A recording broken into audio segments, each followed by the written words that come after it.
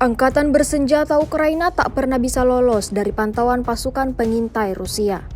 Dimanapun mereka beroperasi, militer Rusia akan selalu hadir dengan memberikan kejutan berupa serangan-serangan mematikan. Baru-baru ini beredar sebuah video di media sosial Telegram pada Jumat 3 Mei 2024 yang memperlihatkan detik-detik penyerangan kapal pasukan Ukraina di tepi kanan Dnieper.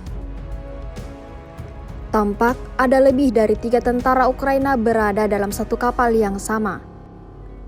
Mereka mendayung secara bergantian untuk mencapai daratan. Pasukan Rusia kemudian sigap meluncurkan serangannya, hingga membuat tentara-tentara lawan berhamburan dan dengan terpaksa melompat dari kapal lalu mengamankan diri. Tidak diketahui pasti seperti apa nasib mereka selanjutnya. Video ini viral dan menuai beragam respon dari warganet.